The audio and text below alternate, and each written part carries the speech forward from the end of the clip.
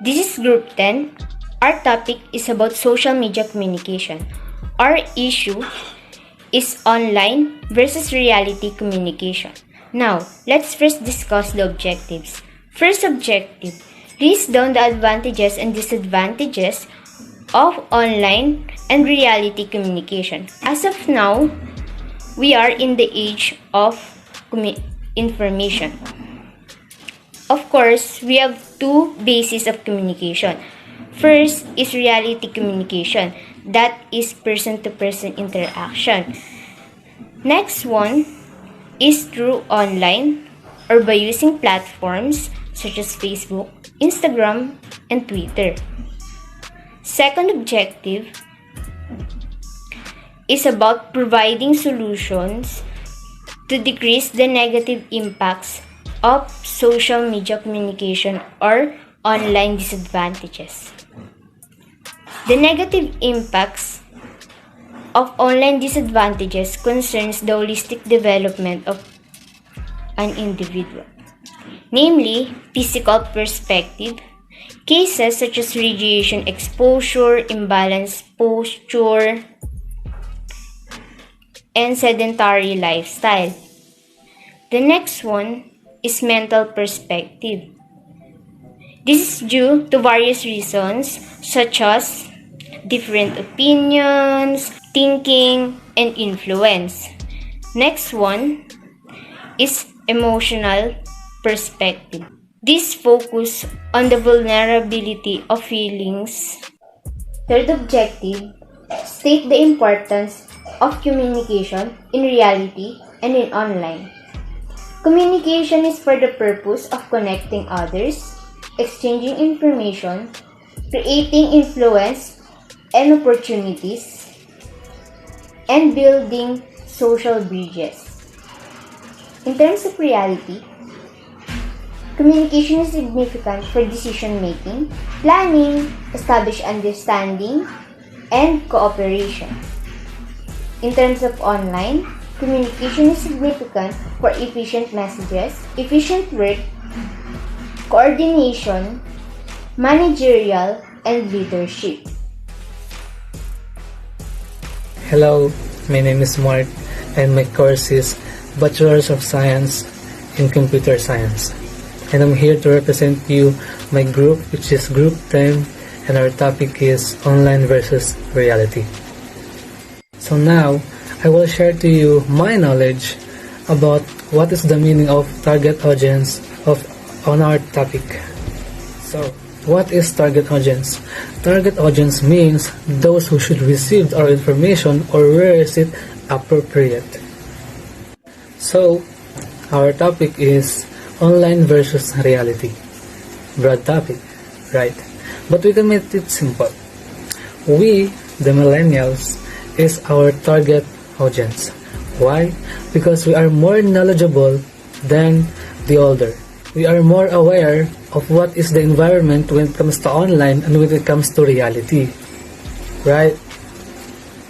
We know much things when it comes to technology and when it comes to reality. That's why our target audience is we, the millennials. And that's all. That's the assumption of our target audience.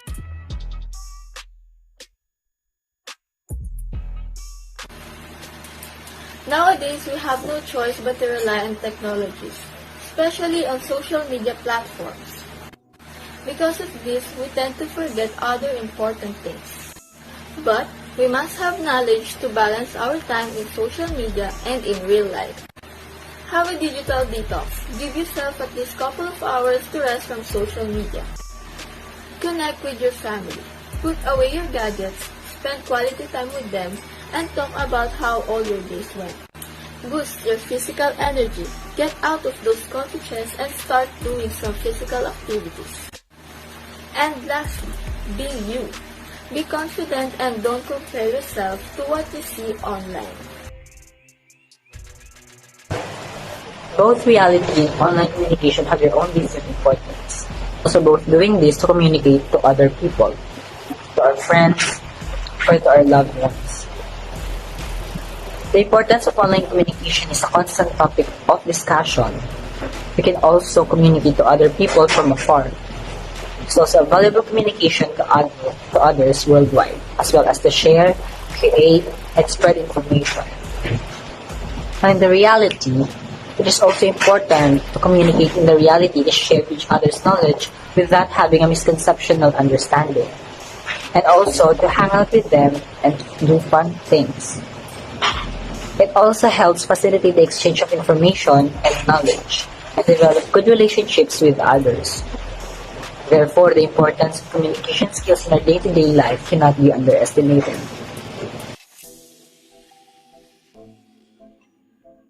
There are a lot of communication methods online. These include email, phone calls, video conferencing, and messages.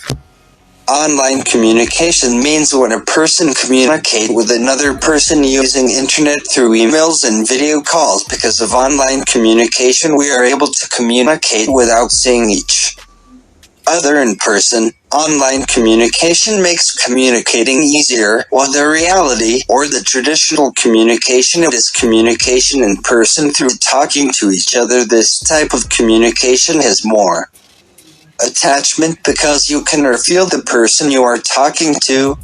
This type of communication is more fun because you can feel the connection with each other, and I think I prefer this more than the online communication.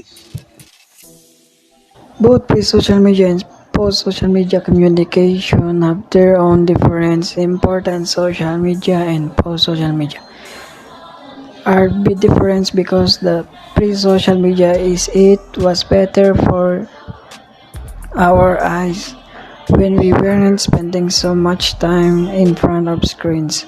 But technology has also brought us a level of productivity and education never before realized in the history of the world.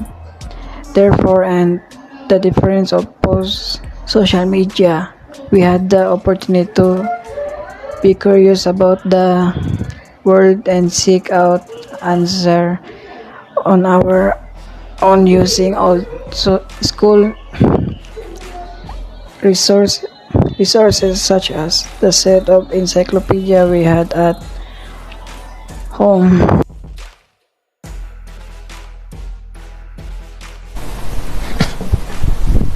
I implement to others about the usage of social media. The best tips in using social media in order to avoid stress or overuse social media. Avoid using it for a week or a month. Go to a natural environment like a mountain and do our hobbies or do other things. In today's rising technology, monitoring is very important to us. Communicating to a person is very different from communicating online. Reality monitoring is more efficient and effective. It enables us to see the person we communicate, while in online monitoring is complex and complicated because there are many barriers like internet connection and some technical errors.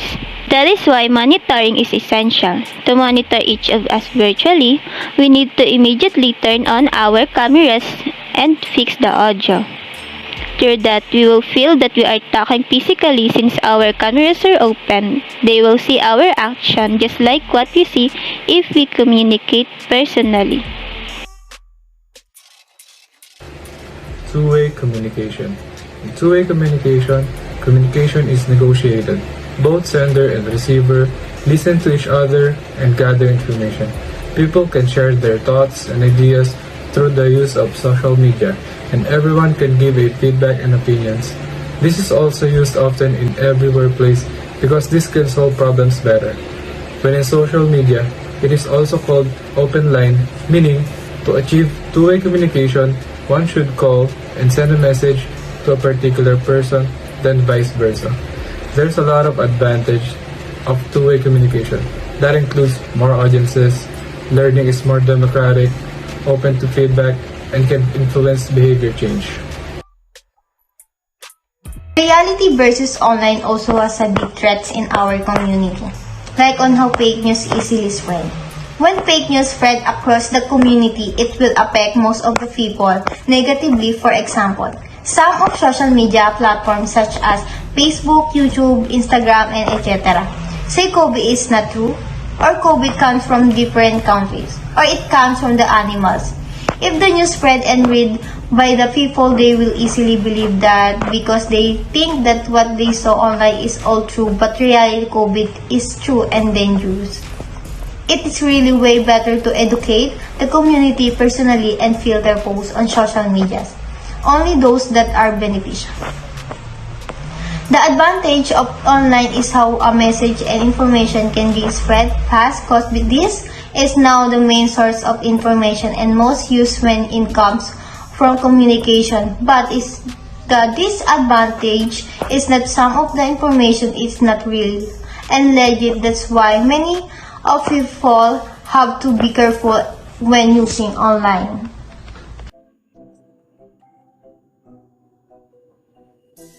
Our topic is about online versus reality. Online communication in this time of pandemic helped us a lot. Because through it, we are still able to communicate with other people far away from us without leaving home, spending money, without getting tired. In reality, you can talk to the person you are talking to in person. You can touch him and you can explain to him correctly what you want to say to him correctly. Besides that, you can also avoid the broken word or poor communication that our often experience in online communication.